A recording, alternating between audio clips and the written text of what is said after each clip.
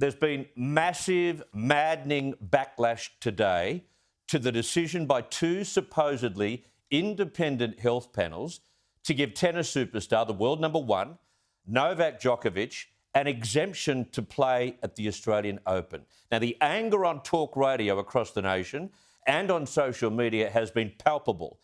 And in light of the sacrifices Australians have made to get jabbed, to not be allowed to enter certain jurisdictions because of COVID-19, to face vaccination mandates in their workplaces as well and in public venues, it's been described by some as a spit in the face.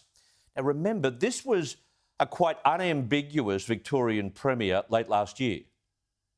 Unvaccinated players should not be allowed in. The Prime Minister has clarified the federal government's position today. I think Greg Hunt's also made some comments. And what I want to make very clear is that the state of Victoria will not be applying for any exemptions for unvaccinated players. And the real point about this, and what grates the most, is how can you demand that every fan at the Australian Open is double jabbed when you allow some of the players, such as Djokovic, to be unvaccinated on any of those Melbourne courts? How can that be allowed to continue?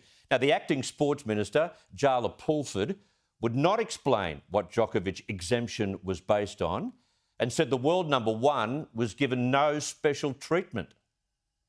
I'm sure that there will be opportunities where Novak will address the media, as he always does, and I would welcome him sharing that information that no one else can with the Victorian community, because there is a high level of interest. There's a deep and enduring connection between this event and this tennis player. No one is or will be receiving special treatment because of who they are or what they have achieved professionally. Well, sorry, but Djokovic has just received special treatment. Australian tennis stars, like many others in the game today, remained rather diplomatic, but they said enough to show their displeasure. If he's fit the criteria, then yeah, he should be able to come. That's very politically correct from you. I don't know the criteria, mate. As James has very wisely put out there, I think he's, said all the right things there. Virtually nothing said in that press conference except so much construed from what the players think. This afternoon, the decision from Victoria was placed in jeopardy when the Federal Minister for Home Affairs, Karen Andrews, said in a statement, any individual seeking to enter Australia must comply with our strict border requirements. If an arriving individual is not vaccinated, they must provide acceptable proof that they cannot be vaccinated for medical reasons to be able to access the same travel arrangement as fully vaccinated travellers. So watch this space. It is not over.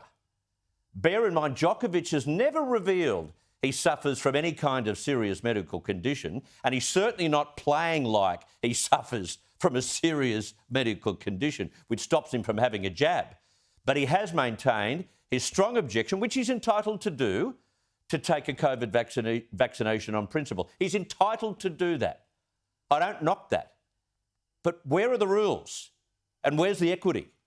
Now, there are exemptions set down by ATAGI for those who suffer various conditions, which may preclude them from being vaccinated. Earlier today, I spoke with cardiologist and broadcaster Dr. Ross Walker, and I asked him to explain what exemptions are available.